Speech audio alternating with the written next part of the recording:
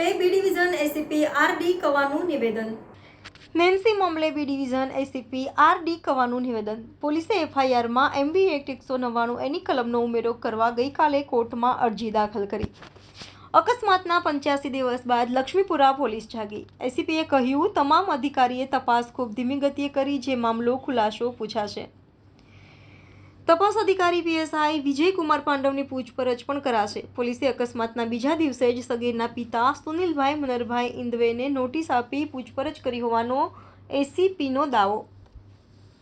પોલીસે હજુ સુધી સગીરની સ્પોર્ટ્સ બાઇક પણ જપ્ત નથી કરી, માત્ર આરટીઓનો મેમો આપી સંતોષ માન્યો.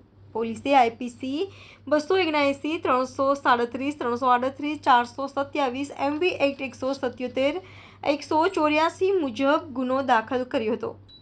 સગીરનો પોલીસે આલ્કોહોલ લીધો છે કે નહીં તેનો રિપોર્ટ પણ નથી કરાવ્યો. બ્લડ સેમ્પલ પણ નથી લીધા. સગીરના પિતા સામે પોલીસે હજુ ગુનો નથી કર્યો દાખલ, ધરપકડ પણ નથી કરી. આરટીઓમાં લાયસન્સ સસ્પેન્ડ માટેની કોઈ કાર્યવાહી પણ નથી કરી. Reporter Rahul Rajput, YNN news, Vadodara. Okay Ravi સાહેબ, જે રીતના નેન્સી નામની જે યુવતીને એક સ્પોર્ટ્સ બાઇક ચાલક સગીર દ્વારા અડફેટે લઈને તેની ઈજા પહોંચાડવામાં આવી હતી, 85 દિવસ ઘટનાને થઈ ગયા છે, શું કાર્યવાહી પોલીસ તરફથી થઈ છે? હા, ગઈ 8મી માર્ચના રોજ લક્ષ્મીપુરા પોલીસ સ્ટેશન વિસ્તારમાં એક એક્સિડન્ટનો બનાવ બનવા પામેલ. સમગ્ર હકીકત જોતાં નેન્સીબેન જે ભોગ બનનાર છે એ ગોત્રી રોડના રહેવાસી છે અને એમની સ્પોર્ટ્સ યુનિટ પરની નોકરી પરથી પરત આવતા હતા ત્યારે એક બાઇક ચાલક દ્વારા એમની સાથે અથડાવી અને એક્સિડન્ટ કરવામાં આવેલ હતું. નેન્સીબેન એ વખતે ત્યાં પડી ગયા હતા અને એમને હોસ્પિટલાઇઝ કરવામાં આવેલા હતા. પ્રથમ હોસ્પિટલમાં એમની સારવાર ચાલુ હતી અને ત્યાર પછી એમને બીજી હોસ્પિટલમાં રિફર કરવામાં આવેલા હતા. આ અનુસંધાને પોલીસ કાર્યવાહીમાં જે આરોપી છે એ પણ હોસ્પિટલાઇઝ હતા. તો એ ત્યાંથી ડિસ્ચાર્જ થતાં એ જે આરોપી જે છે એ કિશોરાવસ્થા હોય, જુવેનાઇલ જસ્ટિસ એક્ટ મુજબ પોલીસે કાર્યવાહી કરેલી છે. આરોપી માઇનોર હોવાને હિસાબે એમને જે તે વખતે એમના પિતાશ્રીને 41(1)A મુજબ સીઆરપીસી મુજબ એમને નોટિસ આપવામાં આવેલી છે. આરોપીને પણ નોટિસ આપવામાં આવેલી છે અને એ નોટિસ અનુસંધાને જે કાર્યવાહી કરેલી છે એ અનુસંધાને પોલીસ સ્ટેશનમાં રેકોર્ડેડ છે. નોટિસ એટલે વન ટાઈપ ઓફ એરેસ્ટ જેવું જ ગણાય, પણ જુવેનાઇલ હોવાને કારણે એમને પોલીસ કસ્ટડીમાં નથી લઈ શકતી અને એ એક્ટ મુજબ ફોલોઅપ લઈ અને પોલીસે કાર્યવાહી કરેલી છે.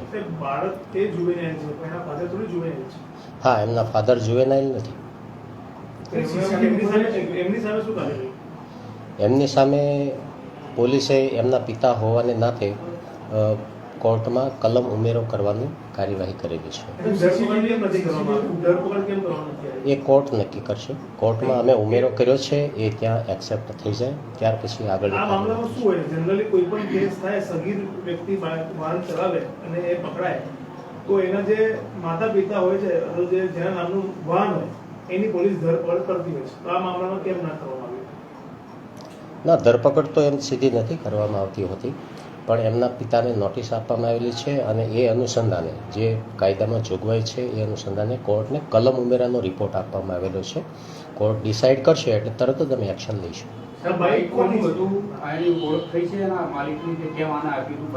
ના, બાઇક એમનું જ હતું. હા,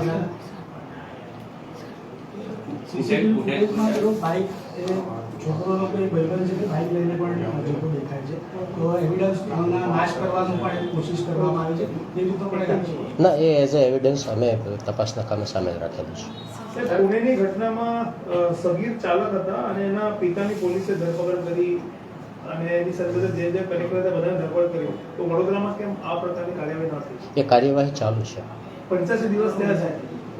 હા, હજી કોર્ટને કલમ ઉમેરાનો જે રિપોર્ટ આપવામાં આવ્યો છે અને એ કાર્યવાહી અંડર પ્રોસેસ છે, એ થશે. માનો તો જે અધિકારી છે, તપાસ અધિકારી, એમની ઢીલાસ પડતી નીતિ છે, એના કારણે નેન્સીને ન્યાય નથી મળી રહ્યો. ના, ન્યાય મળવાની તો વાત, અમારો એક પર્સનલ એથિક્સ પણ એવો હોય છે કે ભોગ બનનારને હંમેશા ન્યાય મળે, પણ આઈઓ તરફથી જે કંઈ થોડું ડિલે થયું છે તો એમના એડમિનિસ્ટ્રેટિવ કારણો હશે. ગુનો દાખલ થયા પછી કેટલા દિવસમાં આપણે નોટિસ આપી? આરોપી હોસ્પિટલાઇઝ હતા અને હોસ્પિટલમાંથી ડિસ્ચાર્જ જ્યારે થયા ત્યાર પછી. સાહેબ, આરોપી જે છે સગીર છે, તો એનો બ્લડ રિપોર્ટ નથી કરવામાં આવ્યો, એને નશો કર્યો છે કે નહીં એ રિપોર્ટ નથી થયો, એ બાબતે આપ શું કહેશો? હા, એ અનુસંધાને તપાસનો વિષય છે. હું કાગળો મંગાવી ચેક કરું છું એમાં શું તપાસ થઈ છે અથવા કઈ બાકી. શું તપાસ કરો? સોરી, 85 દિવસ ઘટના થઈ ગયા છે. હવે ના, શું તપાસ માટે એવું કોઈ ટાઈમ ડ્યુરેશન નથી હોતું. જે વસ્તુ જ્યારે ધ્યાન ઉપર આવે તો ત્યારથી એ તપાસ પાછી કરી શકાય છે, કોર્ટની પરમિશન લઈ. પણ સાહેબ, નશો કરેલો છે કે નહીં જે તે વખતે જ ચેક કરવાની જરૂર હતી, તો તપાસ અધિકારીના વિરુદ્ધમાં કાર્યવાહી થશે? કારણ કે 80 દિવસ કે હજુ આ તપાસ કંઈ આગળ વધી નથી. હા, તપાસમાં ખામી હશે તો ચોક્કસ કાર્યવાહી થશે. શું લાગે છે જે રીતના આ જે વ્યક્તિ છે એ વ્યક્તિ તો કોણ છે અને શું કોઈ પોલીસ પર દબાણ હતું તો કાર્યવાહી થઈ?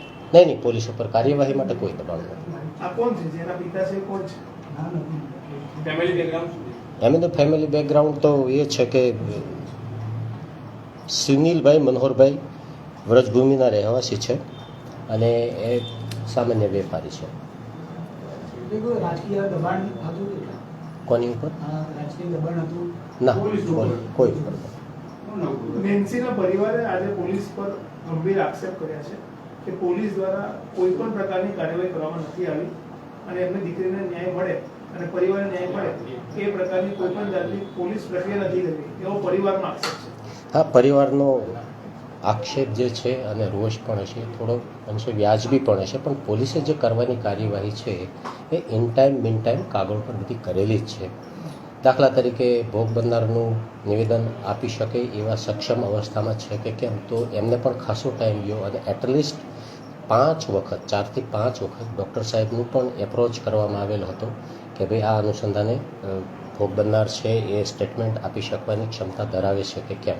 એટલે એવા સંજોગોમાં પણ થોડી તપાસ ડિલે થઈ હોય. અત્યારે શું પરિસ્થિતિ છે ભોગ બનનારની? અત્યારે એ બોલી શકે છે પણ અમુક સેન્સેશન એમના કામ નથી કરતા એવું ડૉક્ટર સાહેબનું કહેવું છે. છોકરાના પેરેન્ટ્સનું શું કહેવું છે? એ તો શું કહે, તો એમનો દીકરો આરોપી છે તો આરોપી તરીકે જ એમને ટ્રીટ કરવાનો હોય.